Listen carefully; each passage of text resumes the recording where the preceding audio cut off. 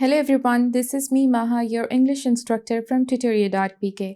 I hope you all are doing good and are in great spirits. In today's video lecture, we are going to discuss Unit 17, जिसका नाम है What You Do is What You Are. And before moving on to the explanation of first paragraph, we'll discuss word meanings first, extracted from this paragraph. So first difficult word is validate. It means to make something officially acceptable or approved, especially after examining it, यानी तौसीक करना. Second is evaluate. It means to judge or calculate the quality, importance, amount or value of something, यानी अंदाज़ा लगाना. Third is laid off. It means to stop employing someone, usually because there is no work for them to do, यानी निकाल देना. Fourth is limbo. It means a state of uncertainty, या उर्दू में इसे कहेंगे गैर यकीनी सूरत हाल. Fifth word is showgirl. It means a young woman who sings or dances in a musical theater entertainment, और उर्दू में इसे कहेंगे रकासा. Let's move on to explanation of this paragraph. Title से हमें क्या पता चल रहा है? Title is what you do is what you are, यानी जो भी आप जॉब करते हो, जो आपका पेशा है या प्रोफेशन है, वही आपकी पहचान है. आप अपनी जॉब से पहचाने जा रहे हो. आपकी असल जो एग्जिस्टेंस है वो कुछ नहीं है, बट जस्ट एक जॉब है.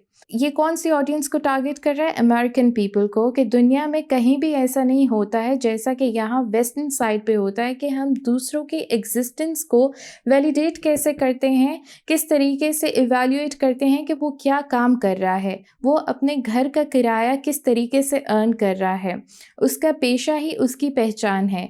जैसे कि सैम एक कारपेंटर है, टोनी एक रिटायर्ड टीचर है, चार्ली एक डॉक्टर है, या फिर मैरी एलन जो है वो एक कॉपी राइटर है छोटी सी एड एजेंसी में.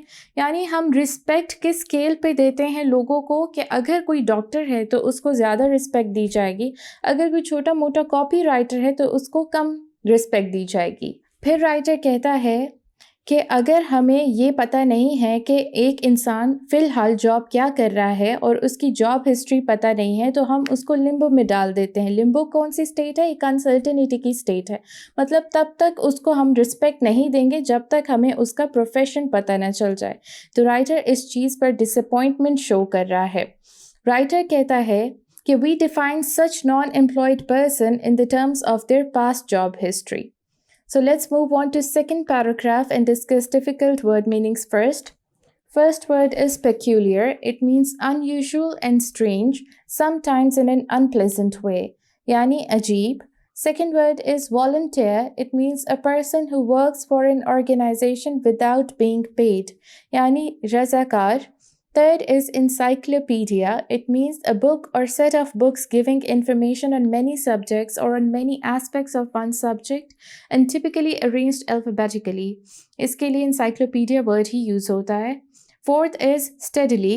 It means in a gradual, regular way over a period of time. Urdu में इसे कहेंगे मुस्तकिल तौर पर. Let's move on to the explanation of second paragraph. Second paragraph में writer disappointment show करते हुए कहता है कि मुझे ये बहुत ही अजीब बात लगती है. It's very peculiar to me that people aren't cast in bronze. यानी bronze एक metal होता है. cast in bronze का मतलब है उनको bronze में मोल्ड नहीं किया जाता जब तक कि हमें पता नहीं चल जाता कि वो काम क्या करते हैं. हम तब तक उनको इज्जत नहीं देते हैं.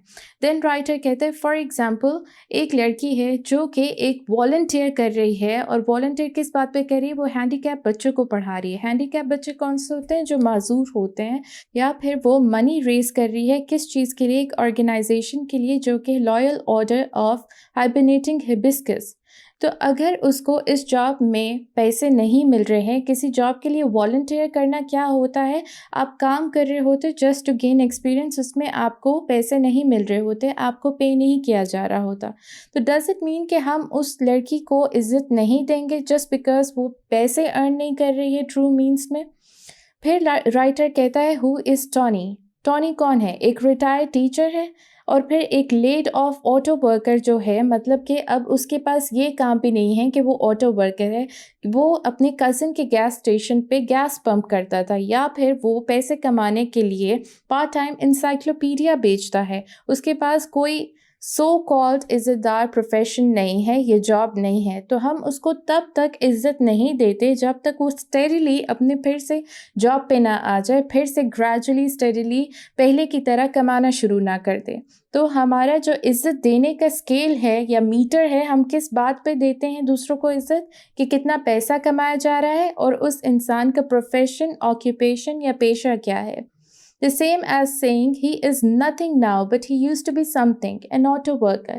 अभी तो उसकी ऑटो वर्किंग की जॉब नहीं है, कभी वो था ऑटो वर्कर, अब जॉब से निकाल दिया गया है। तो ऐसे इंसान की एग्जिस्टेंस को हम कैसे वैलिडेट करते हैं? अभी ये कुछ नहीं है, हाँ कभी एक ऑटो वर्कर हुआ करता था। तो हम एक इंसान की पूरी एग्जिस्टेंस को ही क्वेश्चन कर देते हैं just because he is not earning money. तो वो कुछ नहीं है, अगर पैसे कमाएगा तभी वो कुछ होगा। Thank you.